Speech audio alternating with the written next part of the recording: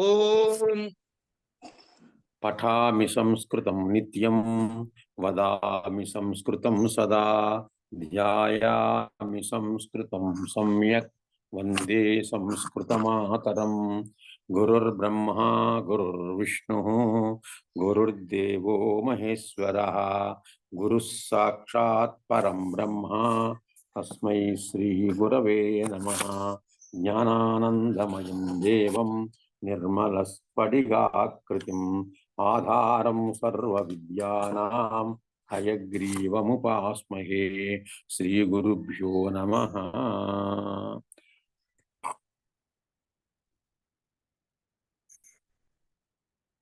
మన గ్రూపు పెట్టుకుని దాదాపు ఒక 2 సంవత్సరాలు వస్తోంది. అంటే 1 సంవత్సరం దాటిపోయింది, 2వ సంవత్సరం నడుస్తోంది కూడా. అయితే ఇంతవరకు కూడా లేనటువంటి ఒక ఆచారాన్ని ఈ సంవత్సరం మనం ఇవాళ ప్రారంభించుకుంటున్నాం. సామాన్యంగా ఇప్పటిదాకా ఆదివారం క్లాస్ అయినట్టుగా నాకు గుర్తులేదు, నేనైతే చెప్పలేదు, మిగతా వాళ్ళు ఎవరైనా చెప్పారేమో గుర్తులేదు నాకు. ఈ రోజున మనం ఆదివారం కూడా పాఠం చెప్పుకుంటున్నాం. వీలైనంత వరకు సాయంత్రం కూడా చెప్పుకుంటాం. ఇవాళ ఏమాత్రం వీలున్నా కూడా సాయంత్రం కూడా చెప్పుకుంటాం. సరే, లోచనం 254వ పేజీలో లోచనం పైన బాలానందిని వ్యాఖ్య పూర్తి చేసుకున్నాం. తన్మయీ భావానికి తగిన చర్వణకు ప్రాణంగా విషయ విభావాదుల్ని గ్రహిస్తాడు అని చెప్తున్నాం. ఆ విభావాదులు మొదలైన వాటి గురించి ఇంకా కొంచెం వస్తోంది, చెప్పుకుందాం. నచ అసౌ చర్వణ ప్రమాణాంతరత జాతా పూర్వం ఏన ఇదానీం స్మృతి స్యాత్ నచ అధునా కుతశ్చిత్ ప్రమాణాంతరాత్ ఉత్పన్నా అలౌకిక ప్రత్యక్షాద్వ్యాపారాత్ అత ఏవ అలౌకిక ఏవ విభావాది వ్యవహార. విభావము మొదలంటే ఏంటంటే అలౌకికమే. యథా విభావో విజ్ఞానార్థ. నాట్యశాస్త్రంలో భరతుడు చెప్పినటువంటి విభావం అంటే విజ్ఞానార్థమే. లోకే కారణమేవ అభిధీయతే న విభావ. అనుభావోపి అలౌకిక ఏవా. అనుభావం కూడా అలౌకికమే. యదయం అనుభావయతి వాగంగ సత్వకృతో అభినయ తస్మాత్ అనుభావ ఇది. తచ్చిత్తవృత్తి తన్మయీ భవనమేవ హి అనుభవనం లోకే తు కార్యమేవ ఉచ్యతే న అనుభవ. అత ఏవ పరక్రియా చిత్తవృత్తి. ఇది సరిగ్గా కనపడలేదు, వాలాగబడుతుంది, కలిసిపోతుంది. కొందరు కలవకపోతే పర్వాలేదు, కలిసిన వాళ్ళు దిద్దుకోండి. వాలాగా ఉంది కొంతమందికి, నా దాంట్లో వాలాగా ఉంది. పరకీయా చిత్తవృత్తి నగమ్యతే ఇత్యభిప్రాయేణ విభావ అనుభావ వ్యభిచార సంయోగాత్ రసనిష్పత్తి ఇది సూత్రే స్థాయి గ్రహణం న కృతం. విభావ అనుభావ వ్యభిచార సంయోగాత్ రసనిష్పత్తి. విభావములు చేతను, అనుభావములు, విచార భావములు, వీటి యొక్క సమ్మేళనమే రసం యొక్క పుట్టుక కారణమవుతుంది అని చెప్పడం. ఇది సూత్రం. తత్ ప్రత్యుత శల్యభూతం స్యాత్ స్థాయినస్తు రసీభావ ఔచిత్యాదుచ్యతే. తద్విభావానుభావ ఉచిత చిత్తవృత్తి సంస్కార సుందర చర్వణోదయాత్ హృదయ సంవాద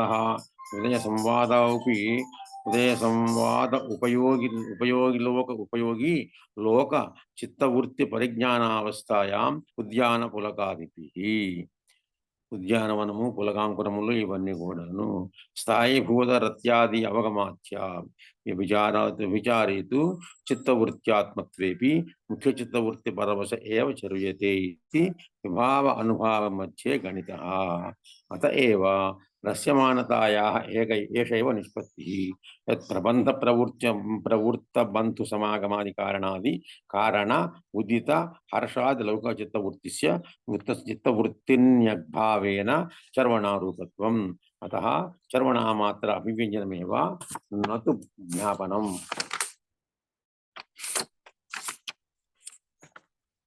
ప్రమాణ వ్యాపారవత్ నాప్యుత్పాదనం హేతు వ్యాపారవత్. అంటే దాన్ని వరుస్తున్నాడు ఏంటంటే కనుక ఇప్పుడు చర్వణ స్మృతి అనడానికి పూర్వం ఏ ఇతర ప్రమాణాల చేత కలిగి ఉండట్లేదు.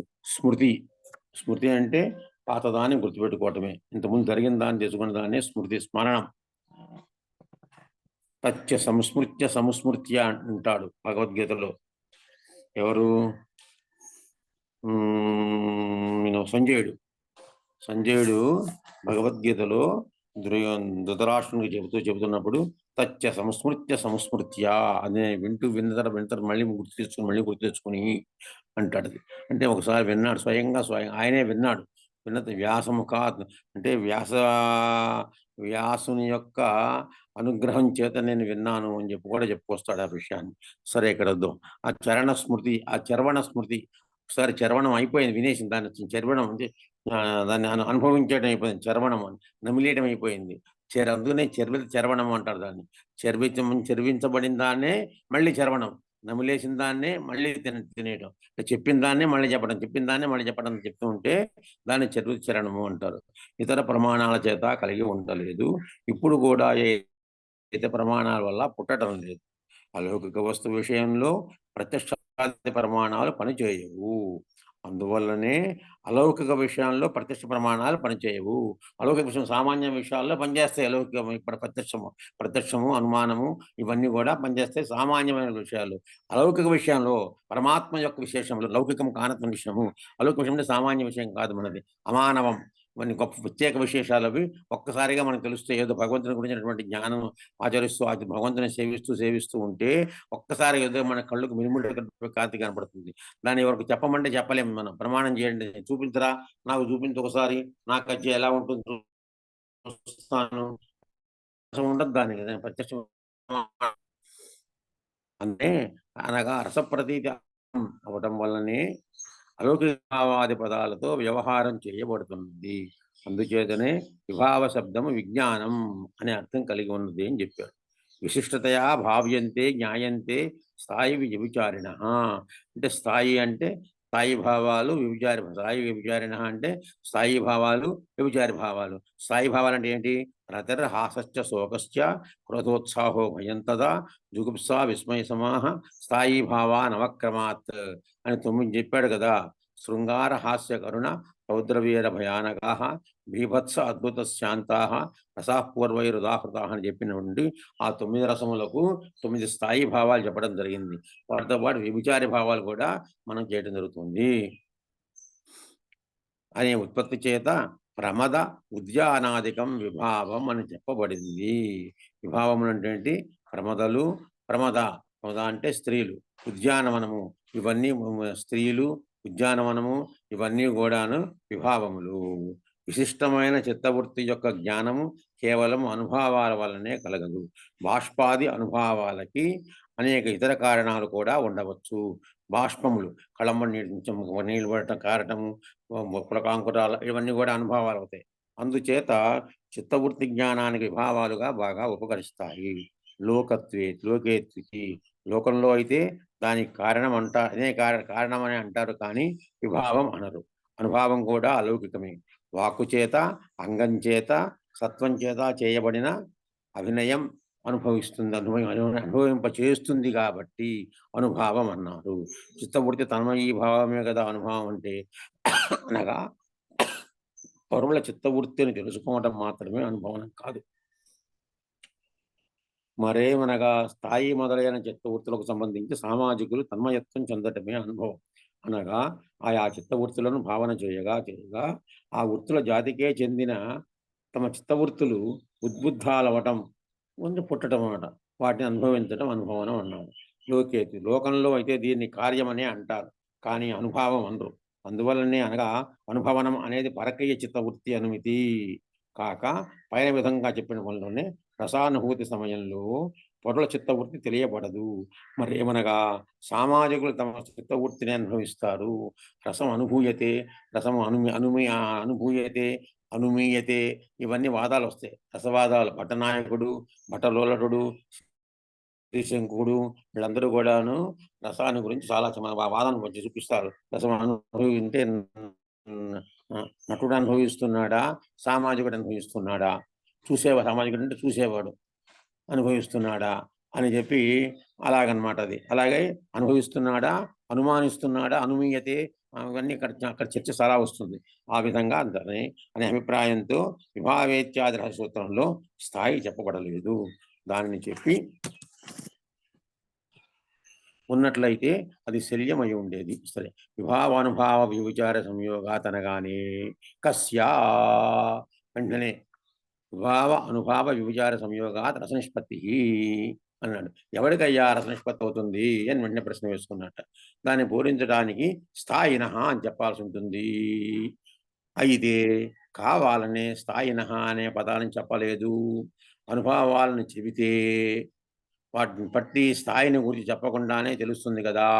స్థాయిని కూడా సూత్రంలో చెబితే పక్షంలో పొరల చిత్తవృత్తిని గ్రహించటమే రసమని అనిష్టమైన పొరల చిత్తవృత్తిని గ్రహించటమే రసము అనేటువంటి ఒక అర్థం కూడా వస్తుంది కాబట్టి అక్కడ స్థాయి అని మాట చెప్పలేదు కావాలని. కేవలంగా విభావ అనుభావ వ్యభిచార సంయోగాత్ రసనిష్పత్తి స్థాయినః అని అనలేదు. స్థాయి భావమే రసమవుతుంది అని అక్కడక్కడ భరతాదులు అన్నారు కదా అన్నట్టయితే మళ్ళీను స్థాయి భావమే రసమవుతుంది అన్నారు కదా అంటే అది ఎలా కుదురుతుంది అని ఆశంకించుకొని స్థాయినస్తు అన్నాడు. అంటే స్థాయి భావానికి సంబంధించిన విభావానుభావాలకు తగిన చిత్తవృత్తి యొక్క సంస్కారం చేత సుందరమైన చర్వణ సహృదయులలో ఉదయించటం వల్ల ఎవరికి ఇది సహృదయులు పైన చెప్పాడు కదా ప్రశ్న కస్యా అన్నాం కదా సహృదయేషు అన్నమాట. ఉదయించడం వలన అంటే నాయకాధిగతమైన స్థాయి రసంగా అవుతుంది అని ఔచిత్యాన్ని బట్టి చెప్పబడుతుంది. స్థాయి భావాన్ని రసం వంటంలో మరొక నిమిత్తం కూడా ఉందని చెబుతున్నాడు. హృదయేతి హృదయ సంవాదానికి ఉపయోగించే లోకచిత్త వృత్తి జ్ఞానం కలిగే అవస్థలో ఉద్యాన పులకాదుల చేత స్థాయి అయిన రత్యాధికం తెలియబడటం వల్ల కూడా స్థాయి రసం అవుతుంది అని చెప్పారు. హృదయ సంవాదం ఉంటేనే కానీ రసచరవణం కలగదు. హృదయ సంవాదం ఉంటే కానీ రసచరవణం రసాన్ని మళ్ళీ అనుసరించుకోవడం అమలు కలగదు. దాని గురించి హృదయంలో మనం ఆలోచించుకోకపోతే హృదయ సంవాదాన్ని కలగటం మూల కారణం లోకచిత్త వృత్తి. లోకచిత్త వృత్తులను కూర్చిన జ్ఞానం లేని వానికి హృదయ సంవాదం కలగదు కదా. లోకచిత్త వృత్తిని తెలుసుకునే దశలో ప్రమదలు మొదలైన కారణాలకి పులకలు మొదలైన కార్యాలకి వీటన్నిటికంటే ఇది కారణం ప్రమదలు, పులకాంకురముల కార్యములు. అంటే కారణం వినా కార్యోత్పత్తి నభవతి. కారణం లేకుండా కార్యోత్పత్తి కాదు. ఇక్కడ కార్యం వచ్చింది. ఏది పులకాంకురాలు కార్యం వచ్చింది. పులకాంకురాల కార్యం వచ్చి దానికి కారణం ఏమిటి? ప్రమద ఉద్యానవనం చూడటం. ప్రమదలు స్త్రీల యొక్క వాళ్ళని చూడటం దాని చేత వీళ్ళకి ఉత్సాహం కలిగింది అని చెప్పడం. నాయకులను చూడటం చేత వీటన్నిటికీ కూడా కారణం స్థాయి భావమే, నాయకాధిగత స్థాయి భావమే అని మాటికి చూచి ఉండటం చేత తెలుసుకొని ఉంటాడు. అలా తెలుసుకుని ఉండటం వలన నాయకాధిగత స్థాయిని గ్రహిస్తారు. అనగా నాయకాదులలో వీటన్నిటికీ కారణమైన స్థాయి భావం ఉందని తెలుసుకుంటాడు. స్థాయి వలె వ్యభిచారి భావం కూడా చిత్తవృత్తే కదా. స్థాయి మూలంగా స్థాయిలాగా వ్యభిచారి భావం కూడా చిత్తవృత్తి అవుతుంది కదా అని అన్నప్పుడు దానికి ఏంటి అని చెబుతున్నాడు. అందుచేత స్థాయిని ఏ విధంగా పేర్కొనలేదో అదే విధంగా భావాన్ని కూడా పేర్కొనకుండా ఆచరించుకొని వ్యభిచారి భావం కూడా చిత్తవృత్యాత్మకే అయినా దానికి అది ముఖ్య చిత్తవృత్తి అయిన స్థాయి భావానికి పరవశం కాబట్టి తనగా స్థాయి భావం అధీనంలో ఉంటుంది కాబట్టి దానికి పరవశంగా ఉండే ఆస్వాదింపబడుతుంది కానీ స్వతంత్రంగా ఆస్వాదింపబడదు. అనగా స్థాయి దృష్ట్యా అది అప్రధానము దృష్ట్యా. అందుచేత విభావానుభావాల మధ్య చర్చింపబడింది. అత ఏవా అంటున్నాడు. అంటేటా అందువలననే ఏషా రస్యమానతాయా నిష్పత్తి రసింపబడటం యొక్క నిష్పత్తియే అని వాక్యంలో అన్వయం చెప్పుకోవాలి. అనగా రస నిష్పత్తి శబ్దానికి రసము యొక్క నిష్పత్తి అని కాదు, రసింపబడటం యొక్క నిష్పత్తి అని. రసము యొక్క నిష్పత్తి కాదు, రసింపబడటం యొక్క నిష్పత్తి అనగా రసించబడటం అనేది జరగటం అర్థం. రస్యమానత అంటే యదితి నిరంతరము జరిగే బంధు సమాగమాది కారణ హర్షము మొదలైన లౌకిక చిత్తవృత్తిని తిరస్కరించడం చేత అనగా అలాంటి ఆనందాలన్నింటినీ మించి ఉండటం చేత, తిరస్కరం అంటే కాదని పొమ్మంటం కాదు, దాన్ని మించి ఉండటం అనమాట. అది చరణారూపం ఉండటం ఏదైతే ఉన్నదో అదే రస్యమానత నిష్పత్తి. అనగా ఏ చరవణ లౌకికానందాలన్నింటినీ మించి ఉంటుందో ఆ చరవణయే రస్యమానత నిష్పత్తి. అందువల్ల ఇక చరవణ వ్యంజనయే అంతే. వ్యాపారం వలె జ్ఞాపకం కాదు, హేతు వ్యాపారం వలె ఉత్పాదకము కాదు. వివరణ. చక్షురింద్రియాది ప్రమాణాలు ఉన్నవనే జ్ఞాపింపజేస్తాయి. చక్షురింద్రియాది ప్రమాణాలు ఉన్న వస్తువునే జ్ఞాపింపజేస్తాయి. ఇది కాదు. దండ చక్రాదులకు అంత ముందు లేని ఘటాదుల్ని పుట్టిస్తాయి. అది అలాంటి పుట్టించడం కూడా కాదు. దండ చక్రాలు కుండ దండముండ చక్ర ఏం చేస్తా అంతకుముందు లేనట్టు ఆ రెండు కలిసి ఇంతకుముందు లేని కుండం ఘటం తయారు చేస్తున్నాయి. నన్ను ఇది నవా నిష్పత్తి తర్హి కిమేతత్, ఇది జ్ఞాపకము కాదు, పుట్టింది కాదు. నిష్పత్తి అంటే పుట్టించడం, అది కాదు. అంటే మరేమిటయ్యా అంటే ఇక్కడ ఘటాదుల్ని పుట్టిస్తాయి అవి. అలాంటి ఘటాదుల్ని పుట్టము. చక్షురింద్రియాలు ఏం చేస్తాయిట? ఉన్న వస్తువునే ఒకసారి మన కంటితో చూసాం, మనం చెవితో విన్నాం, దాన్ని విన్నదాన్నే మళ్ళీ గుర్తు చేస్తాయి, చూసిన దాన్నే గుర్తు చేస్తాయి. అవి చూడని దాన్ని గుర్తు చేయలేవు. అది మరి దండకాష్టాలు అంటే ఇదే దండ చక్రాదులు అయితే ఏమైంది? కొత్త దాన్ని లేని దాన్ని ఇక్కడ పుట్టించడము, అక్కడేమో స్మరణము, స్మృతి. ఈ రెండు లేదు కదా. జ్ఞప్తి, నిష్పత్తి, ఈ రెండు లేదు. అసౌ అలౌకికో రస నన్వయం అలౌకికో రస నన్ను విభావాదిరత జ్ఞాపకో హేతు ఉదకారక. విభావాదుల యొక్క జ్ఞాపకానికి హేతువులా కారకముల జ్ఞాపక అప్పుడు చర్వణోపయోగి. ఇది జ్ఞాపకము కాదు, కారకము కూడా కాదు. ఇది చర్వడానికి ఉపకరిస్తుంది. నన్ను క్వ ఏతదృష్టం అన్యత్ర, ఇంకెక్కడ చూసావయ్యా దీన్ని? యత ఏవ నదృష్టం తత ఏవ అలౌకికం. ఎక్కడా చూడబడలేదు కాబట్టి అది అలౌకికమైందా అంటున్నాము. నన్ను వేవం రస అప్రమాణం స్యాత్, ఇలాంటి రసం అప్రమాణం కదా, దానికి ప్రమాణం లేదు కదా. అంటే నన్ను నాస్తు కిం తత, దానివల్ల నష్టం ఏంటి వచ్చిందిట? తచ్చర్వణాత ఏవ ప్రీతి వ్యుత్పత్తి సిద్ధే కిమన్యదర్థనీయం, కిమన్యదర్థనీయం. ఇది ప్రీతి వ్యుత్పత్తి సిద్ధే చర్వణాత ఏవ, దాని చర్వణం చేతనే ప్రీతి ఉత్పత్తి పుట్టినప్పుడు కిమన్యత, ఇంకా ఏది మనం కోరుకోవాల్సి ఉంటుంది?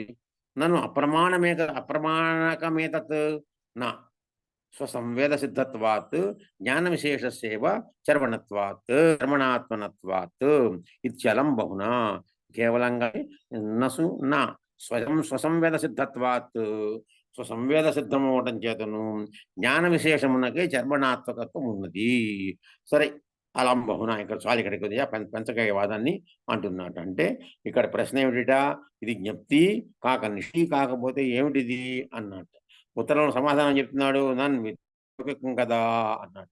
జ్ఞప్తి, నిష్పత్తి మొదలైనవి లౌకిక విషయాలకే కానీ అలౌకికాలకు సంబంధించవు అన్నట్టు. అయితే విభావాదికం దీని విషయంలో జ్ఞాపక హేతువాయ కారకమా అని చెప్పాడు.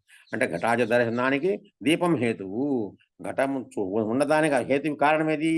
చూసేందుకు దీపం ఉన్నదాన్నే చూపుతున్నది కాబట్టి అది జ్ఞాపక హేతువు. ఆ దీపం హేతువైంది, ఇదేమో జ్ఞాపక హేతువైంది. ఉన్నదాన్నే చూపించింది కాబట్టి, లేనిదాన్ని చూపించట్లేదు. ఘటాదులు తయారు చేయడానికి దండం, చక్రం మొదలైనవి హేతువులు. అవి లేని దానిని పుట్టిస్తున్నాయి, అందుకనే కారక హేతువులు. పైదేమో ఘటాదులు చూపించేదానికి ఏంటది చూపించేది? దీపము. ఆ దీపమేమో జ్ఞాపక హేతువు అయితే ఇవేమో కారక హేతువులు. మీరు రసానికి హేతువులు అంటున్న విభావాదులు జ్ఞాపక హేతువులా కారక హేతువులా అన్నట్టు. జ్ఞాపకము కాదు, కారకము కాదు. మరేమనగా చర్మణానికి ఉపయోగిస్తుంది.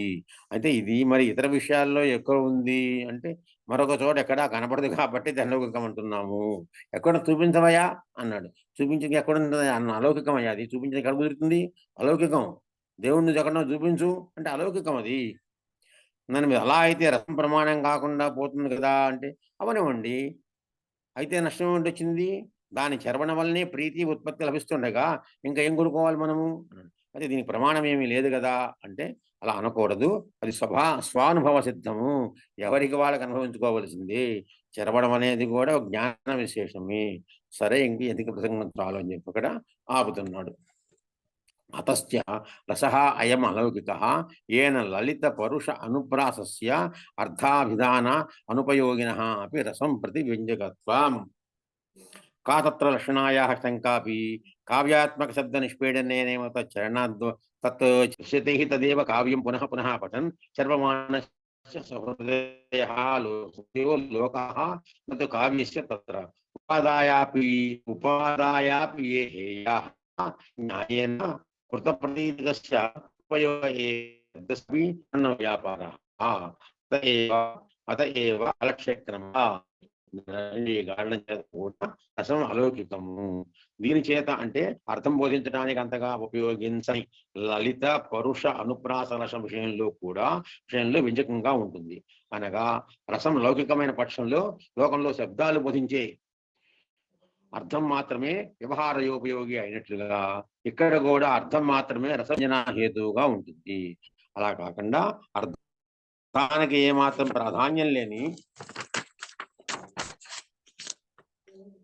శబ్దంతో మాత్రమే సంబంధించిన లలిత పరుష అనుప్రాసాదులు కూడా రసవ్యంజకాలుగా ఉన్నాయి.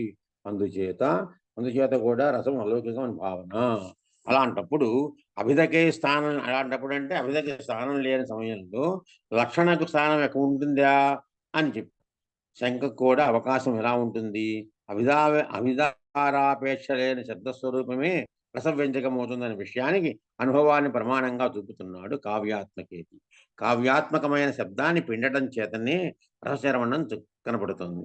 అదే కావ్యాన్ని మాటిమాటికి చదువుతూ చరణం చేస్తూ అనగా సహృదయుల సముదాయము ప్రత్యక్షంగా మన చేత చూపబడుతున్నది కదా అంటే నా అంటున్నాడు. చర్వణ విషయంలో చేయబడినటువంటి ప్రతీతి గల కావ్యానికి గ్రహించి విడిచిపెట్టదనే న్యాయం చేత అనుపయోగం లేదు కదా. అంటే అందుచేత రస విషయంలో శబ్దానికి కూడా ధ్వనన వ్యాపారం ఉంటుంది. అందుచేతనే అసంలక్ష్యక్రమం అంగీకరణ. శబ్దరూపమైన కావ్యాన్ని మాటిమాటికి చదువుతూ సహృదయులు రసచరమన్నారంటే శబ్దంలో రసవ్యంజకత్వం ఉన్నది అని అర్థము. దాని చదివి ఆనందం కలుగుతోంది అంటే, శ్లోకం తీసుకుంటే చదివిన కొద్దీ మళ్ళీ ఆనందం కలుగుతుందంటే అందులో రసములో వాటికి బాగా ఆనందం కలుగుతోంది, రస వ్యంజకత్వం ఉంటే గ్రహించాలి మనం. అందుచేత ఆ శ్లోకం చెప్పం కదా, ఏదో మాట్లాడినా ఏదైనా పద్యం చెప్పినా మళ్ళీ ఆ పద్యం చెప్పామంటే మళ్ళీ అదే వస్తుంది. శారద నేరదేందు ఘనసార ఆ పద్యం చదువుతున్నాం, ఒకసారి చదివాం, మళ్ళీ చదివాం చదువుతుంటే మనకి ఏమిటి దాని మీద ఒక విషయమైనటువంటి రసం ఆనందం కలుగుతుంది కాబట్టి మనం చదవం కదా. అది ఉపాదాయాపి యా హేయాః తాన్ ఉపాయాన్ ప్రచక్షతే ఉపాయానాం హి నియమః న అవశ్యమవతిష్ఠతే. అవసరాన్ని బట్టరించినా కూడా వేటిని అవసరం తీరిన తరువాత విడిచివేస్తారో దాన్ని అవి ఉపాయాలు. ఉపాయాలు అంటే అర్థం ఏంటి చెప్పాడు. ఉపాదాయాపి యా హేయాః ప్రచక్షతే ఉపాయానాం హి నియమః న అవశ్యమవతే. ఉపాయం కలిగి ఏదైనా ఉపాయం చేద్దాం. ఇక్కడికి దారిలో వెళుతున్నాం, మధ్యలో నది దాటేందుకు మన దగ్గర ఏమీ లేవు, ఎలా ఉంది ఎలాగా ఏదో అనుకున్నాడు, ఏదో ఉపాయం దొరికింది. ఆ ఉపాయం పట్టుకుని గబుక్కుని నటించాడు, ఆ పక్షి వెళ్ళిపోయిందిగా పట్టుకోవడం ఎందుకు, నా ఉపాయాన్ని ఇంకా అదే పట్టుకెళ్తామా, అయిపోయి అక్కడికి. అయితే దాన్ని ఏమంటుంటారు తెలుగులో కొంతమంది దీన్ని కొంచెం ఎక్కువగా చేసినప్పుడు ఏరు దాటి తప్ప తగలేయటం అంటారు. తగలేస్తే తప్పది, తగలేయట్లేదు కదా, మనం వదిలేసిపోతున్నాం. మనం ఏరు తర్వాత తెప్ప దొరికింది, తెప్ప పట్టుకుని దాటేసాం, అది ఉపాయం అక్కడ మనకి. ఆ ఉపాయం దొరికింది, దాటేసాం, దాన్ని మనం ఎక్కడికి పట్టుకెళ్ళక్కర్లే, ఇంకా అక్కడే ఉంచేయాలి. దానికి దీనికి ఇందాక చెప్పిన దానికి దీనికి భేదం ఉంది అంటే దానికి అలా రాగక్కర్లేదు చెప్పాను అనమాట. అది ఉపాయం అయిపోయింది, పని అయిపోయిన తర్వాత ఉపాయం వెళ్ళిపోతాం మనము, దాని మళ్ళీ ఆలోచించాం దాని గురించి. అంటే అది ఇది ఒకటి కాదు. అది ఏరుదాడి తప్పదగలేయడం అనే పదం వాక్యము ఇది ఒకటి కాదు, అది వేరు ఇది వేరు. దాన్ని వదిలేసి పక్కన పెడుతున్నాం తప్పించి దాన్ని ధ్వంసం చేయటం లేదు, ఆ ఉపాయాన్ని పాడు చేయటం లేదు అంటున్నాను. దానికి ఉపాయాల విషయంలో తప్పకుండా నియమం ఉండదు. అనగా ఒక పని సాధించడానికి ఒకే ఉపాయం అనే మాట ఉండదు, అనేక ఉపాయాలు ఉండవచ్చు. ఉపాయ లక్షణ శబ్దం రూపమైన కావ్యానికి పట్టదు. మాటిమాటికి దాన్ని చదువుతూనే ఉంటారు కదా, పని అయిపోవటము విడిచివేయటం అనేది వాటి విషయంలో లేదు కదా అని భావం.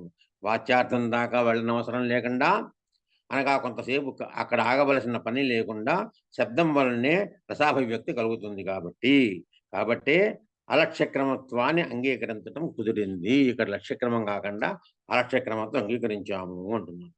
యత్తు వాక్యభేద స్యాదితి కేనచిదుక్తం. వాక్యభేదం అవుతుంది అని కొందరు అన్నట్టు. తదనభిజ్ఞతయా శాస్త్రం హి సకృదుచ్చారితం సమయబలేన అర్థం ప్రతిపాదయత్ యుగపద్ విరుద్ధ అనేక సమయ స్మృత్య యోగాత్ కథం అర్థద్వయం ప్రత్యాపయేత్ అన్నాడు. అంటే ఒకే వాక్యం వాచ్యార్థాన్ని వ్యంగ్యార్థాన్ని రెండింటినీ బోధిస్తే వాక్యభేద దోషం, అంటే వాక్యానికి రెండు అర్థాలు చెప్పడం వాక్యభేద దోషం, అది శాస్త్రాల్లో సర్వదా పరిహరణీయం వస్తుందని ఎవడో అన్నాడు.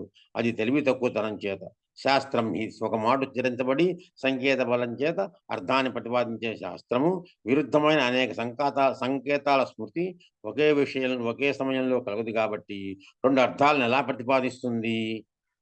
ఆ రెండర్థాలకు విరోధం లేని పక్షంలో రెండూ కలిసి ఒకే అర్థంగా ఎలా పరిణించబడుతుంది? అంటే ఒకే సమయంలో రెండు అర్థాలు బోధించకపోయినా ఒకదాని తర్వాత ఒకటి బోధించవచ్చును కదా అనటానికి వీలు లేదు. క్రమేణాపి అవిరుద్ధత్వేవా తావాన్ ఏకో వాక్యార్థ స్యాత్. క్రమేణాపి విరమ్య వ్యాపార యోగ పునరుచ్చారితేపి వాక్యే ఏవ సహ సమయ ప్రకరణాదేహే తాదవస్థ్యాత్. ప్రకరణ సమయ ప్రాప్త్యార్థ తిరస్కారేణ అర్థాంతర ప్రత్యాయకత్వే నియమాభావ ఇది తేన అగ్నిహోత్రం జుహ్యాత్ స్వర్గకామః ఇది శ్రుతౌ ఖాదేత్ స్వమాంసం ఇచ్చేష నార్థః ఇత్యత్ర కా ప్రమేతి ప్రసిద్ధ్యతే. అగ్నిహోత్రం జుహ్యాత్ స్వర్గకామః, స్వర్గాన్ని కోరుకున్నవాడు అగ్నిహోత్రం చేయాలి యాగం చేయాలి అన్నప్పుడు అక్కడ ఖాదేత్ స్వమాంసం స్వ అంటే కుక్క మాంసాన్ని కూడా తింటాడు, తినవచ్చును, తినాలి అని అర్థం ఉంది, అందులో లేదు. కానీ అలా చెప్తానంటే కుదరదు ఇక్కడ అంటున్నాడు. అదే వ్యాఖ్యానం, అదే వాక్యం తీసుకున్నాను, అదే ప్రకరణం తీసుకున్నాను. అంటే అగ్నిహోత్రం జుహ్యా స్వర్గకామ, స్వర్గం కోరుకునేవాడు అగ్నిహోత్రం చేయాలి అనే శుతివాక్యానికి ఖాదేత్ స్వమాంసం, కుక్క మాంసం తినాలి అర్థం చెప్పకూడదంటానికి ప్రమాణం ఏమిటి అనే ప్రశ్నకు అవకాశం ఏర్పడుతుంది. ఆ చెప్పే ఇత్యర్థ తత్రాపి నకాచిత్ ఇయత్తా ఇది అనాశ్వాసత ఇత్యేవం వాక్యమేదో దూషణం. కాబట్టి ఈ మాత్రమే ఇది చెప్పాలి అని, ఇన్ని అర్థాలు చెప్పాలి అనే నియమం కూడా లేకపోవటం చేత అనిశ్చితత్వం, అంటే ఈ అర్థమే బోధించాలి అనే నిశ్చయం లేకపోవడం ఏర్పడుతుంది. కనుక ఇది శాస్త్రంలో ఈ విధంగా వాక్యభేద దోషము. ఇది వాక్యభేదానికి దూషణం, అంటే దోషమైంది, ఈ విధంగా కుదరదు, అనాశ్వాసత అని చెప్పడం జరుగుతుంది. తరువాత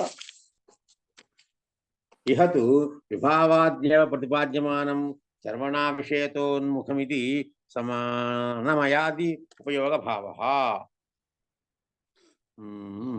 సమయాది ఉపయోగ భావ నచ నియుక్తోహమత్ర కరవాణి కృతార్థోహం ఇది శాస్త్రీయ ప్రతీతి సదృశమద తత్ర ఉత్తరకర్తవ్య ఔన్ముఖ్యేన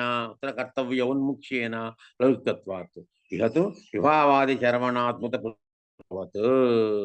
తత్కాలసారైవ ఉచిత నతు పూర్వపరకాలానుబంధీతి లౌకికాస్వాదాత్ యోగి విషయాచ్చ అస్య ఏవ అన్య ఏవ యం రసాస్వాద.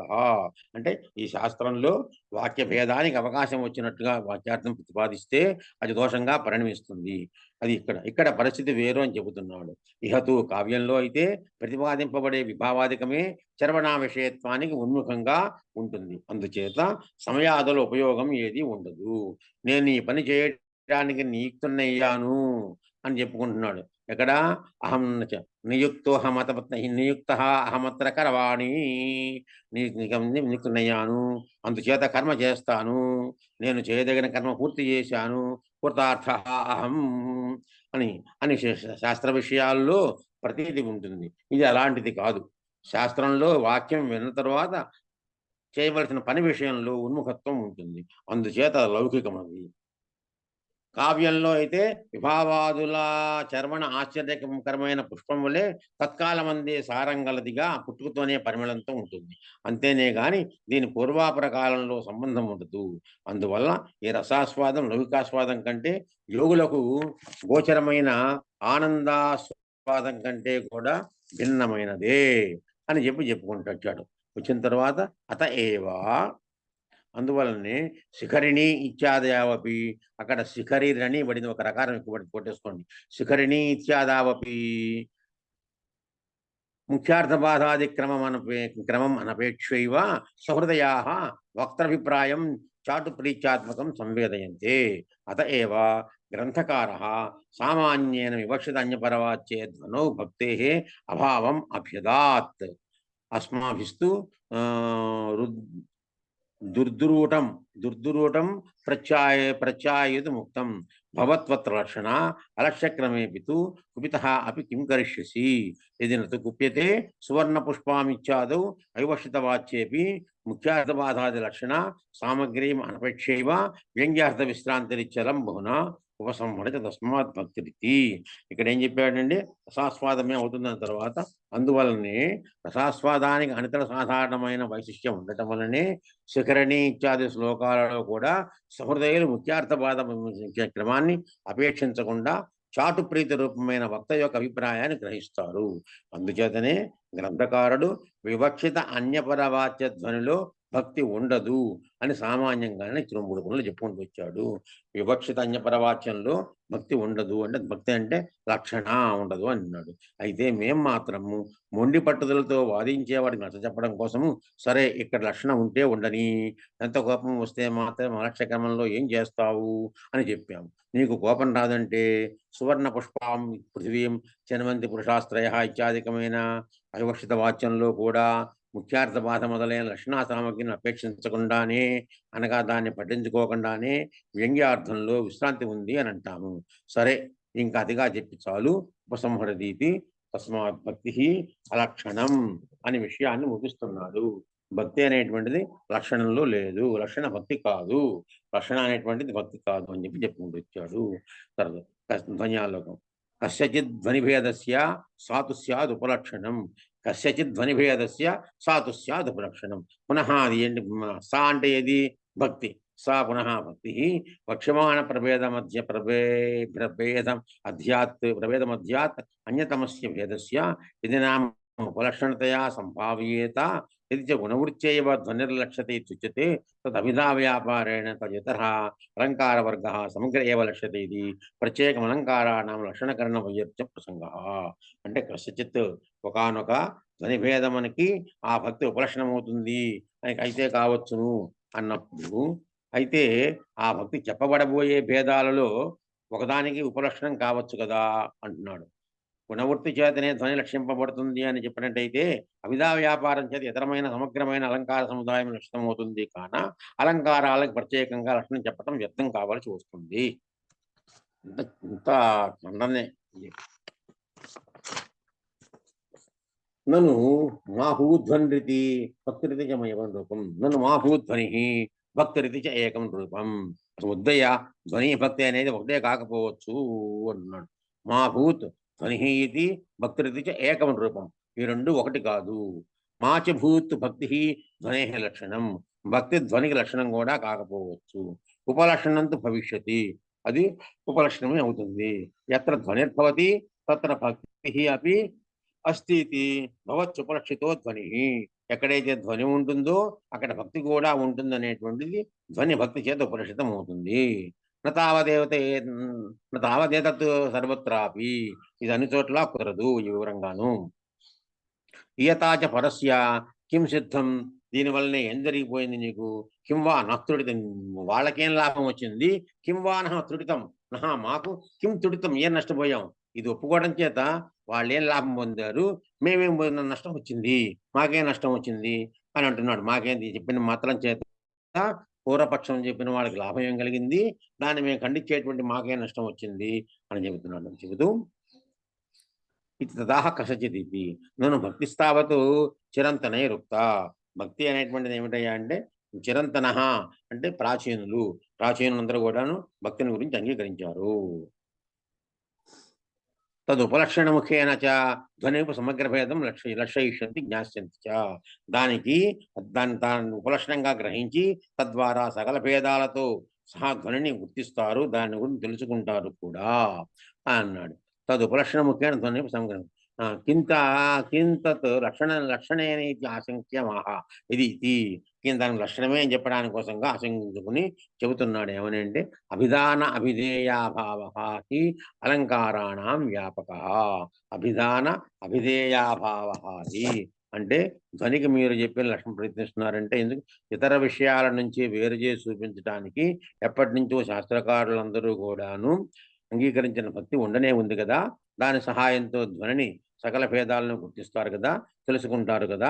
మీరు ఈ విధంగా ధ్వనికి లక్షణం చెప్పిన బృందాదించాలనుకున్నది అంతకు ముందు నుంచి ఉన్న భక్తి చేతనే జరిగిపోతుండగా కొత్తగా ధ్వని లక్షణ ప్రదర్శన ప్రయాసం ఎందుకు అని భావం అయిపోయింది. అంటే అభిధానేది అభిధానాభిధేయం, చెప్పేది చెప్పబడేది అనే సంబంధం చేత అలంకారాలన్నిటికీ వ్యాపకం. అందువలన అభిధా వ్యాపారం వైయాకరణులు మీమాంసకులు కూడా నిరూపించారు. ఇక ఆలంకారికులు చేయవలసింది ఏముంది అంటున్నాడు. ఇక్కడ ఏం చెప్పాడు?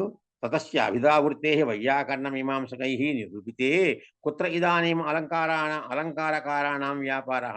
వైయాకరణులు మీమాంసకులు కూడా చెప్పేశారు అభిధావృత్తి గురించి. అక్కడ మనకి ఏం చెప్పారు? అభిధా వ్యాపారం చెప్పేశారు. మళ్ళీ ప్రత్యేకంగా వైయాకరణులు చెప్పవలసిన అవసరం వీళ్ళు ఏం చేయాలి ఇంకక్కడిది అని చెప్తున్నాడు. తథా హేతుబలాత్ కార్యం జాయతే ఇది తార్కికై ఉక్తే ఇదానీం కిమిదానీం ఈశ్వర ప్రకృతీనాం జ్ఞాతॄణాం కర్తॄణాం వా కృత్యం అపూర్వం స్యాదితి సర్వో నిరారంభః స్యాత్ తదా లక్షణకరణ వైయర్చ ప్రసంగయితి అని చెప్పినప్పుడు ఇక్కడ మళ్ళీ ఏం చెప్తున్నాడు? అభిధా వ్యాపారాన్ని గురించి వైయాకరణులు మీమాంసకులు నిరూపించారు కదా. అభిధా వ్యాపారం శబ్దార్థాల మధ్య ఉన్న అభిధాన అభిధేయ సంబంధానికి మూలమైంది. అన్ని అలంకారాల్లోనూ అభిధాన అభిధేయ ఉంది. దీనికి మూలమైన అభిధను గురించి వైయాకరణలు చెప్పిన తర్వాత అలంకారికులు చెప్పడానికి ఏముంది? అలా విధంగా కారణం వల్ల కార్యం పుడుతుందని తార్కికులు చెప్పిన తర్వాత ఇప్పుడు ఇంకా ఈశ్వరుడు మొదలైన కర్తలు కానీ వాళ్ళని గురించి తెలుసుకున్న వాళ్ళు కానీ ఏం చెయ్యాలి? ఈ విషయాన్ని లక్షణకరణ వైయర్చ ప్రసంగము అని చెబుతున్నాడు. అంటే దీనికి మళ్ళీ ఒకసారి చెప్తున్నాడు. గుణవృత్తియే ధ్వని గుర్తింపజేస్తుంది. అందుచేత ధ్వని లక్షణ ధ్వని భేదాదుని చెప్పవలసిన అవసరం లేదు అనే పక్షంలో అభిధా వ్యాపారాన్ని గురించి స్థూలంగా చెప్పిన తర్వాత ఆ వ్యాపారం చేత వ్యాప్తాలైన అలంకారాలను వాటి అవాంతర భేదాదుల్ని చెప్పడం అనవసరం అయిపోతుంది. సామాన్య రూపంలో కార్యకారణ భావాన్ని గురించి చెప్పిన తరువాత జగత్కర్త అయిన ఈశ్వరుడు, ఆయన స్వరూప స్వభావాలు, ఆయన గురించి తెలిసిన వారు ఈ విషయాలన్నింటినీ చెప్పడం వ్యర్థం అనవలసి వస్తుంది. వీటి విషయంలో ఏ విధంగా వ్యర్థత్వాన్ని చెప్పలేమో భక్తి ధ్వనికి ఉపలక్షణమని అంగీకరించినా కూడా ధ్వని లక్షణాది ప్రతిపాదకము అనావశ్యకం కాదు అని దాని భావాన్ని చెప్పుకుంటూ వచ్చారు. కించ లక్షణేన్యై కృతే చాస్య పక్ష సంసిద్ధిరేవన కృతేపి వా పూర్వైః ధ్వని లక్షణే పక్ష సంసిద్ధి. ఇక్కడికి ఉంది కారిక. లక్షణేన్యై కృతే చాస్య పక్ష సంసిద్ధిరేవ పక్ష సంసిద్ధిరేవ సహ కదా. నహ అంటే మనకి కృతేపి వా పూర్వైః ధ్వని లక్షణే పక్ష సంసిద్ధిరేవ నః యస్మాత్ ధ్వని అస్తి ఇతి నః పక్షః స చ ప్రాగేవ సంసిద్ధ ఇతి అయత్న సంపన్న సంహితార్థా సంవృత్తా స్మః. అయత్న సంపన్న సంహితార్థా. అయత్న సంపన్న అంటే ప్రయత్నము లేకుండానే మనం సంపాదనను కావాల్సిన దాన్ని పొందేశాం. అయత్న సంపన్న సంహితార్థా, మనం కావాల్సినటువంటి దాన్ని ప్రయత్నం లేకుండానే పొందేశాము అని చెప్పుకుంటున్నాం కదయ్యా దానికి అంటున్నాడు. అంటే ఇక్కడ లక్షణము అనేటువంటి ధ్వని యొక్క లక్షణము అని ఇతరుల చేత చేయబడింది ఉండగా మాకే నష్టం అయిపోయింది. వాళ్ళే చెప్పేశారు మా దాని గురించి, కాబట్టి మేము చెప్పాల్సిన పని మాకు లేదు అన్నాడు. ఇది పూర్వమే ఇతరుల చేత ధ్వని లక్షణం చెప్పబడే ఉంటే మా పక్షం సిద్ధించినట్టే. మేము అదృష్టవంతులు, మేము చెప్పాల్సిన పని లేదు. అనగా ధ్వని ఉంది అని మా పక్షం, ఆ పక్షం పూర్వమే సిద్ధించింది కాబట్టి ప్రయత్నం చేయకుండానే సిద్ధించిన కోరిన పని గలవాళ్ళము అని చెప్పాడు. ఏపి హృదయ సంవేద్యం అనాఖ్యేయమేవ ధ్వనేరాత్మానం ఆమ్నాశిషు తేపి న పరీక్ష్యవాదినః యతః ఉక్తయా నీత్యా వక్ష్యమాణతయా చ ధ్వనేః సామాన్య విశేష లక్షణే ప్రతిపాదితేపి యద్యనాఖ్యేయత్వం తత్సర్వేషామపి వస్తూనాం తత్ప్రసక్తం. ఇది పునః ధ్వనేః అతిశయోక్త్యా అనయా కావ్యాంతరాతిశాయితైః స్వరూపమాఖ్యాయతే తత్తేపి యుక్త అభిధాయన ఏవా అని చెప్పాడు. అంటే దానికి ఏమిటంటే ధ్వని స్వరూపము హృదయ నైవేద్యమే కానీ మాటల్లో చెప్పడానికి సత్యం కాదు అని ఎవరు అన్నారో చెప్పాడు కదా. కావ్యస్యాత్మ ధ్వనిత ఉదయ సమామ్నాత పూర్వ తస్యాభావం జగదురపరే భాక్తమాహుస్తమన్యే కేచిత్ వాచాం స్థితమవిషయే కేచిత్ వాచాం స్థితమవిషయే వాచాం అవిషయే స్థితం అని చెప్పారు. వాక్కులకు అవిషయముగా ఉన్నటువంటి అంటే దాని గురించి చెప్పలేము. ఉంది ఒప్పుకుంటాం, కానీ దాని గురించి ఎలా ఉంది, ఇది మాత్రం ధ్వని, ఇదే ధ్వని, దీన్నే ధ్వని అంటారు అని చెప్పలేము. దానికి మనం చెప్పే అవకాశం లేదు. వాచాం అవిషయే స్థితం అంటున్నాడు. అలాగే ఇదనమాట. అక్కడ ఎవరో అన్నారు దాని గురించి చెప్తూ కూడాను అది చెప్పడానికి శక్యం కాదని ఎవరన్నారో వాళ్ళు కూడా పరీక్షించి చెప్పిన వాళ్ళు కారు. ఎందుకనగా పైన చెప్పిన పద్ధతి చేత, ముందు చెప్పనున్న పద్ధతి చేత ధ్వని యొక్క సామాన్య విశేష లక్షణాలు చెప్పిన తర్వాత కూడా ఇది మాటల్లో చెప్పశక్యం కానిదే అన్నట్లయితే అన్ని వస్తువుల విషయంలోనూ ఈ మాట చెప్పవచ్చు. ఎందువలనయ్యా అంటే ఇంత వివరంగా చెప్పిన తర్వాత ధ్వని అంటే ఇది అని చెప్పిన తర్వాత ఇది మేము చూపించిన తర్వాత ఇంకా మాటలో చెప్పేందుకు వీల్లేదు అంటే అన్నిటికీ చెప్పుకొస్తాం. ప్రతిదానికి కదా ఆ మాట చెప్పుకోవచ్చు. ప్రతి విషయాన్ని కూడా చెప్పలేమయ్యా, మాటలో చెప్పలేము అని చెప్పుకోవచ్చు. దానికి ఏ నష్టం వచ్చింది? అలా కాక వాళ్ళు అతిశయోక్తితో ధ్వని కావ్యం ఇతర కావ్యాలన్నింటికంటే ఉత్కృష్టమైనది అని చెప్పుతున్నట్లయితే అప్పుడు వాళ్ళు యుక్తంగానే చెప్పుతున్నారు. దానికన్నా గొప్పది ఇది ప్రత్యేకంగా అన్నట్లయితే వాళ్ళు చెప్పింది మేము ఒప్పుకుంటాం అని చెప్పాడు. ఇది రాజానక ఆనందవర్ధనాచార్యులు రచించినటువంటి ధ్వన్యాలోకంలో ప్రథమ ఉద్యోగం పూర్తయింది. బాలానందించాను. ఇప్పుడు లోచనం ఉన్నది. ఆ లోచనం కూడా చెప్పేసుకుందామంటే 2 నిమిషాలు ఆగితే చెప్పేసుకోకూడదు. టైం ఉంది, ఇంకా 10 నిమిషాల సమయం ఉంది. పూర్తి చేద్దామంటే నువ్వు అయ్యా 10 నిమిషాల టైమే ఉంది, పూర్తి చేసుకోవచ్చు, పర్వాలేదు, టైం ఉంది కదా. అలాగే అట్లే మాభూత్ అపూర్వోన్మీలనం, పూర్వ ఉన్మీలనం మాభూత్, అపూర్వమైనటువంటి దాన్ని కొత్త దాన్ని చెప్పడం కాకపోవచ్చు. పూర్వ ఉన్మీలితమేవ అస్మాభి సమ్యక్ నిరూపితం, పూర్వం చెప్పిన దాన్నే చెప్పబడింది మా స్పష్టంగా నిరూపించాము. తథాపి కోదోష ఇత్యభిప్రాయం, అందులో దాంట్లో దోషమేముంది అని చెప్పడం చేత కించేత్యాది ప్రాగేవేది అస్మత్ ప్రయత్నాది విశేష ఏవం త్రిప్రకారం అభావవాదం భక్త్యంతర్భూతతాం చ నిరాకుర్వత అలక్షణీయత్వం ఏతన్మధ్యే నిరాకృతమేవా. ఈ విధంగా 3 రకములైనటువంటి అభావవాదాలు ఏమంటే అభావవాదాల్లో మనం 3 రకాలు చెప్పుకున్నాం కదా. వాటన్నిటి నేను భక్త్యంతర్భూతమును, భక్తిలో ఉన్నటువంటి దాన్ని వీటన్నిటి కూడా నిరాకరించి అలక్షణీయత్వమేవ ఏతన్మధ్యే నిరాకృతమేవా, లక్షణీయత్వం లేదు అనే లక్షణం లేదు అని దాన్ని నిరాకరించలేదు అనే శంకను పరిహరిస్తూ చేస్తూ ఏం చేసి అత ఏవ మూలకారిక సాక్షాత్ తన్నిరాకరణార్థ నూయతే వృత్తికృత్ నిరాకృతమపి ప్రమేయశయ్యాపూరణాయ కంఠేన తత్పక్షమనూద్య నిరాకరోతి ఏపీ ఇత్యాదినా. అంటే శంకను పరిహరిస్తూ ఏపీ అనేటువంటి దాని చేత గ్రంథాన్ని అవతరింపజేస్తున్నాడు. వ్యాఖ్యానానికి దాని విషయంగా తీసుకుంటూ ఈ విధంగా 3 విధాలైన భావాలని భక్త్యంతర్భూతాన్ని నిరాకరించిన కారికాకారుడు వీటి మధ్య అలక్షణీయత్వాన్ని నిరాకరించినట్లే, అనగా ధ్వని ప్రదర్శించడం ద్వారా ఇతర పక్షాలు నిరాకరించారు. ధ్వని లక్షణీయం కాని పక్షంలో అది కుదరదు. అందుచేత పక్షాంతరాలను నిరాకరించడం ద్వారా వాటితో ముడిపడి ఉన్న అలక్షణీయత పక్షం కూడా నిరాకరించబడినది. అందువల్లనే సాక్షాత్తుగా అలక్షణీయత్వవాదాన్ని నిరాకరించే మూలకారికి కనపడటం లేదు.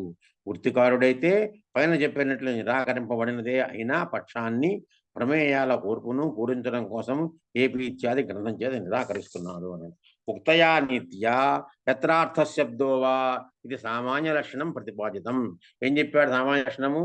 యత్రార్థ శబ్దోవా తమర్థముత్సర్జనీకృత స్వార్థౌ వ్యంక్త కవయ విశేష సధ్వనిత సూర్భికజిత అనేటువంటి దాన్ని అక్కడ సామాన్య లక్షణం అని చెప్పాడు.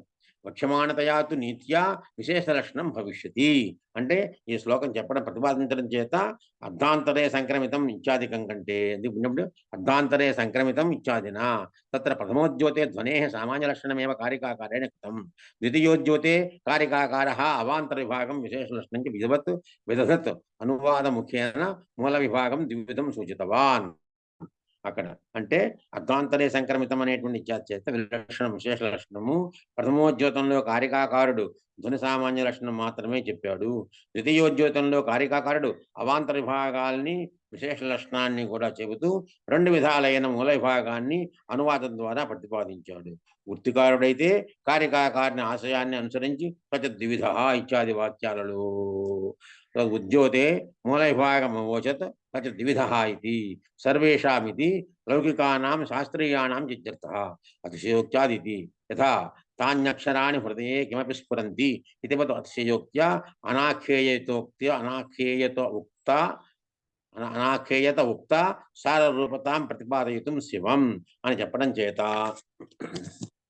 ఉద్యోతంలో మూల విభాగం చేశారు. సర్వేషామనగా లౌకిక వస్తువులకు శాస్త్రీయ విషయాలకు కూడా అర్థము.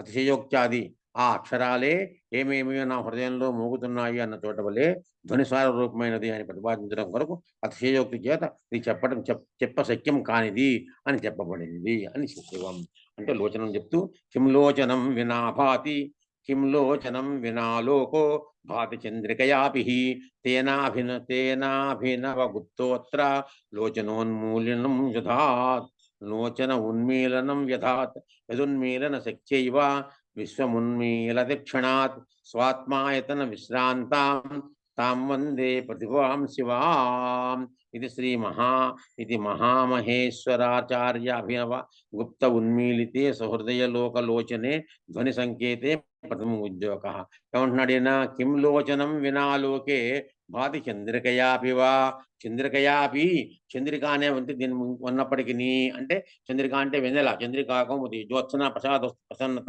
వెన్నెల ఇది లోచనంలో కాకపోతే వెన్నెల ఉపయోగము అని ఒక అర్థం. ఇంకో అర్థము చంద్రిక అనేటువంటి ఒక వ్యాఖ్య కూడా ఎవరు రాశాట దానికి ఆ రాసింది లోచనం ఉంటే కానీ ఆ వ్యాఖ్య కూడా బాగా అర్థం కాదని చెప్పడం కోసంగా తను రాసిన దాని యొక్క ప్రాముఖ్యతను వర్ణించుకుంటే ఎవడైనంత కదా తను రాసిన దానికి ప్రాముఖ్యం చెప్పుకుంటాడు.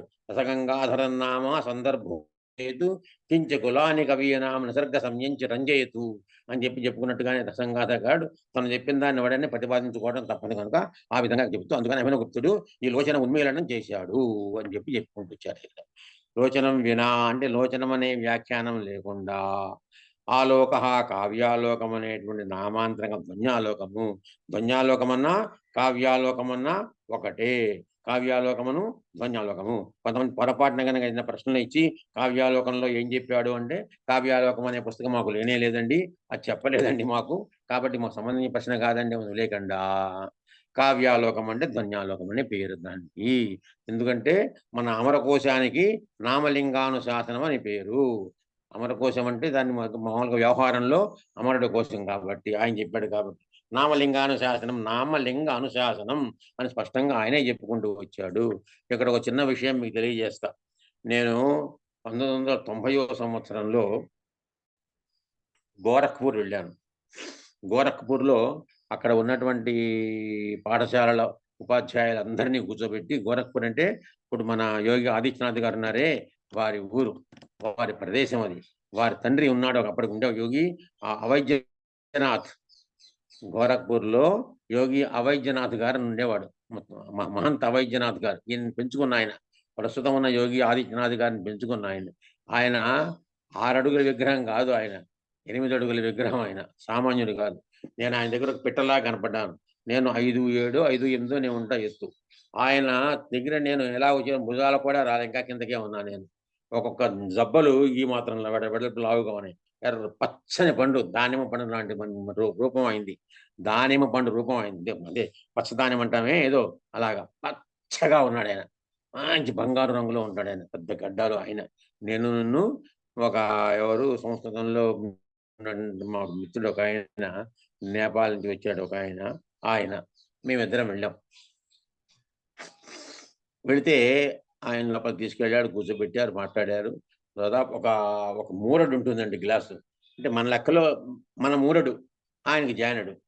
అంత గ్లాసు నిండా పాలు. నేను ఛాయ్ తాగుతారంటే ఛాయ్ తాగనని చెప్పాను, పాలు తెప్పించారు ఇంత గ్లాసు. దాంట్లో అన్ని ఔషధులు వేసి ఇచ్చారు. చాలా గొప్ప, అసలు తాగుతుంటే చాలా గొప్ప అనిపించింది అన్నమాట.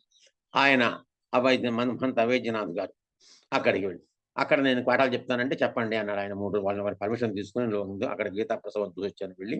అక్కడ 3 రోజుల పాటు అక్కడ సంస్కృత పాఠాలు చెప్పాను. ఎవరికి? మొత్తం ఆ ఊళ్ళో ఉండేటువంటి గోరఖ్పూర్‌లో ఉండేటువంటి అన్ని స్కూళ్ళ ఉపాధ్యాయుల్ని పిలిచి కూర్చోబెట్టి, వాళ్ళ సంస్కృతం ఎలా ఉంటుందో చెప్పడం కోసంగా, తేలిక సంస్కృతం ఎలా ఉంటుందో చెప్పడం కోసంగా ఒక క్లాస్‌లా పెట్టించాను అక్కడ. పెట్టి ఒక అభ్యాసం వర్గాన్ని పెట్టించాను. పెట్టించి చెబుతూ ఉంటే, అక్కడ ఒక పాఠశాలలో సంస్కృత ఉపాధ్యాయుడు ఉన్నాడండి.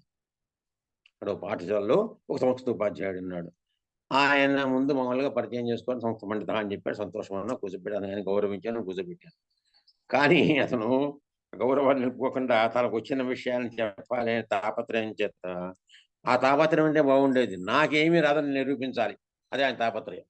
ఇక్కడి నుంచి వచ్చిన వాడు వాళ్ళేంటి చెప్పేది, ఇక్కడ ఉన్నవాళ్ళం మేము, స్థానికంగా ఉన్నవాళ్ళం, మేం చెప్పాలి కానీ కొత్తగా వచ్చేవాడు వీడు చెప్పేది ఏమిటి అనే భావాన్ని వాళ్ళందరికీ కలిగిన దాదాపు 150 మంది ఉపాధ్యాయులు ఉన్నారు అక్కడ. అందులో ఇతను ఒక్కడు సంస్కృత పండితుడు. మిగతా అందరూ అక్కడ హిందీ వాళ్ళు, ఇంగ్లీష్ వాళ్ళు, రకరకాల అన్ని భాషల వాళ్ళు ఉన్నారు. అందరి గురించి సంస్కృతంలో నేను చెప్తున్నా, క్లాస్ చెప్తున్నా. ఒక 3 రోజుల పాటు అభ్యాస వర్గం ఎలా చెప్పాలి అనేది. అందరూ పాఠం తీస్తున్నారు. మొట్టమొదటి రోజున ప్రారంభం 1 గంట అయిపోయింది. మొట్టమొదటి లేచి మధ్యలో పుట్టుక్కన లేచి ఏదో ప్రశ్న వేశాడు. ప్రశ్న వేస్తే ఇది కొంచెం అసంగత ప్రశ్న, సంబంధం లేనిది. సర్లే దానికి ఏదో చెప్పి కూర్చోబెట్టేశాను. మళ్ళీ లేచాడు ఇంకోసారి. మళ్ళీ లేచి వాళ్ళ ప్రొనౌన్సియేషన్ వేరేగా ఉంది. మళ్ళీ ఇంకొక అడ్డంగా ప్రశ్న వేశాడు. దానికి ఓపికగా సమాధానం చెప్పా. మళ్ళీ మూడోసారి మళ్ళీ ప్రశ్న వేశాడు. నాకు ఓపిక పోయింది ఇంకా. నాకు ఓపిక పోయిన తర్వాత కొంచెం చికాకు పుట్టింది. ఇతను నోరు మూయించకపోతే నేను మళ్ళీ ఇక్కడ పాఠం చెప్పలేను అనే మాట నాకు నిర్ణయం అయిపోయింది. వీళ్ళందరూ అవమానం చేస్తారు, ఇక్కడే పాఠం చెప్పడం దండక. ఇక్కడే కాదు ఇంకెక్కడ ప్రపంచంలో పాఠం చెప్పలేను ఇంకా, అయిపోయింది అనుకుని వెంటనే దానికి చెబుతుంటే నేను ఒక ప్రశ్న వేశాను. ఏదో పదం చెప్పాను. ఆ పదానికి అర్థం కాలేదు. అర్థం ఏంటి? కిం తదర్థ కోయమర్థ అన్నాడు. కోయమర్థ అంటావా? నామలింగాన శాసనం పడతాం వా అన్నాను. నామలింగాన శాసనం నా పడతాం అన్నాడు. అనేటప్పటికి నేను నవ్వేసి నామలింగాన్ శాసనం నా పఠితవాన్ భవాన్ సంస్కృత ఉపాధ్యాయవా ఉపవిశ అని కొంచెం అసహ్యంగా మనం కొంచెం అవమానం చేసినట్టుగా కూర్చోబెట్టు కుదా అన్నాను. చదవలే ఆ మాత్రం చదవకపోతే పండితుడు కుదా అన్నాను. అనేటప్పుడు తల్లబోయినట్టు ఎప్పటి పాపం తలగా ఉంచుకొని కూర్చొని పోయాడు. ఇంకా సరే నాకు బాధ కలిగింది. సంస్కృత పండితుని అవమానం చేశానే, అయ్యో అనుకున్నా. కానీ తప్పదు, అయిపోయింది. ఇంకా అక్కడి నుంచి క్లాసుకి గొడవలేదు. మిగతా 3 రోజులు పాఠాలు పూర్తయిపోయినాయి. జాగ్రత్తగా కాముగా కూర్చున్నాడు పాపం 3 రోజులు కూడా. 3 రోజుల పాఠం అంతా అయిపోయిన తర్వాత వచ్చి మెల్లిగా దగ్గరికి వచ్చి, నామలింగాన శాసనం పుస్తకం కుత్రాస్తి పోకు, ఎక్కడ ఉంటుంది చెప్పండి ఆ పుస్తకం అన్నాడు. అమరకోశం జానాతివా అన్న. అమరకోశం జానామి సర్వం ఆగచ్చతి ఆమూలం ఆగచ్చతి అన్నాడు. అమరకోశ ఏవా నామలింగ శాసనం పోకు. భవాన్ అన్యాయం కృతవాన్, భవాన్ మోసం కృతవాన్, భవాన్ త్రుటిం కృతవాన్, ఇలా 4 మాటలు ఉన్నాడు. ఏం త్రుటి కాదు పాడు కాదురా నాయన. అప్పుడు చెప్పాను, నువ్వు సంస్థ పండితుడు, నేను సంస్థ పండితుండిరా. నువ్వు ఇప్పటిదాకా మేము చేయలేదు, నేను చేస్తున్నాను వచ్చి ఇక్కడ. పార్టీ వాళ్ళు ఎవరు చెప్పారని చెప్పి సంస్థ ప్రతిష్టానం వాళ్ళు వారణాసి మహారాజు గారు పంపించారు, చేస్తున్నాను. నువ్వు నాకు సహాయం చేయాలి కానీ అడ్డు పెడితే ఎలాగా? అక్కడికి నేను ముందు కూర్చోబెట్టి నేను గౌరవించాను. సంస్థ ఉపాధ్యాయుడు అనగానే ప్రత్యేకంగా గౌరవించి నీకు ఆనందం కలిగించాను. అలాంటిది నువ్వు చెప్పకుండా పోయి నువ్వు మాటి నన్ను అడ్డం పెట్టేసి నన్ను నన్ను ఇబ్బంది పెడితే అంత గర్వంగా ఉంటుంది అని చెప్పు. మనం ఒకటవ్వాలి కానీ అని అందుకని చెప్పానులే అంటే, అయ్యో పొరపాటు అయిపోయిందండి అన్నాడు. అంటే ఎందుకు చెప్పొచ్చాను అంటే, నామలింగాను శాసనం అన్నా అమరకోశం అన్నా ఒకటే. ఇక్కడ కూడా కావ్యాలోకం అన్నా ధ్వన్యాలోకం అన్నా ఒకటే. పొరపాటున ఎవడైనా కావ్యాలోకం పెడతామంటే, నేను కావ్యాలోకం చదవలేదండి, సిలబస్లో లేదనుకోకూడదు అని చెప్తున్నా. అందుచేత ఈ కావ్యాలోకం అనే నామాంతరం కలిగినటువంటి ధ్వన్యాలోకము చంద్రికయా, మరెవరో రచించిన చంద్రిక అనే వ్యాఖ్యానం చేత అవి కింభాతి ప్రకాశిస్తుందా అన్నాడు. ఇంకో అర్థం ఏంటి? లోచనం వినా, కళ్ళు లేకుండా నేత్రం లేకుండా ఈ లోకమంతా కూడా చంద్రికయా వెన్నెల చేత కింభాతి ప్రకాశిస్తుందా? కళ్ళుంటే కదా వెన్నెల కనపడదన్నమాట. అక్కడ చెప్పాడు మాట. ఈ విధంగా లోచన వ్యాఖ్యానం లేకపోతే ధ్వన్యాలోకము, చంద్రికా వ్యాఖ్యానం ఉన్నా స్పష్టంగా అర్థం కాదని భావం. తేన ఆ కారణం చేత అభినవగుప్తుడు ఇక్కడ ఈ గ్రంథాన్ని లోచన ఉన్మీలన, లోచనం అనే వ్యాఖ్య యొక్క వికాసాన్ని కలిగిస్తున్నాడు. తన జ్ఞానం చేత ప్రకాశతో కూడిన లోచన వ్యాఖ్యానాన్ని నేత్రాలను తెరచుట చేశాడు అని. ప్రథమోద్యోతాంతంలో కూడా పరాదేవత నమస్కారమైన మంగళాచరణం కూర్చుతున్నాడు. ఉన్మీలన శక్తి అయ్యవా, ఏ పటువ యొక్క స్పందనం అనేటటువంటి శక్తి చేతనే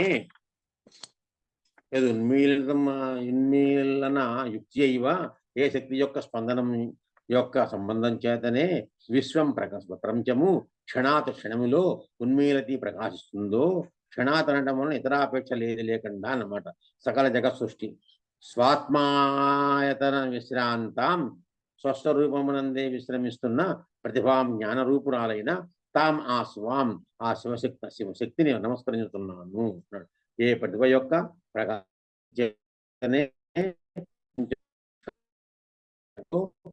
నవనవంగా ప్రకాశిస్తూ స్వాత్మాయతన విశ్రాంతాం, స్వాత్మాయ స్థానంలో విశ్రమిస్తున్న అనగా వాసనారూపంలో ఉన్న శివాం రసావిసుందరమైన తామ ఆ ప్రతిభాం కౌల ప్రజ్ఞను వందే నమస్కరించుతున్నాను అని కూడా అర్థము. పుల్లల శ్రీరామచంద్రుడు రచించిన బాలానందిని అనే భోజన సహిత వ్యాఖ్య ధన్యాలోక ఆంధ్ర భాషా వ్యాఖ్యానమునందు ప్రథమోద్యోతం సంపూర్ణ. అంటే మంగళాదిని, మంగళ మధ్యాన్ని, మంగళాంతాన్ని చెప్పినట్టుగా ముందు మంగళం చెప్పడం కాకుండా మళ్ళీ చివరిలో కూడా ఒక ఉద్యోగం పూర్తయిపోయేటప్పుడు కూడా మళ్ళీ చెప్పి ఉన్మీలన శక్తి ఉన్మీల దక్షిణాత్ స్వాత్మాయతన విశ్రాంతాం తాం వందే ప్రతిభాం శివాం, తాం శివాం వందే, ఆ శివాంకి శక్తికి నమస్కరిస్తున్నాను అని పూర్తి చేశాడు. ఇప్పటితో ఇది పూర్తయిపోయింది. స్వస్తి. ఈ రోజుతో ఈ పాఠం పూర్తయిపోయింది.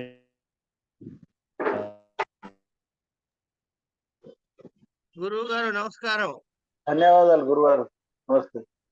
ధన్యవాదాలండి. ధన్యవాదాలు గురుగారు. తస్మాత్ కారణాత్ అద్య సాయంకాలే కక్ష్యా నాస్తి ఇది. అంతే కదా గురుగారు? జ్ఞాయతే ఏవ.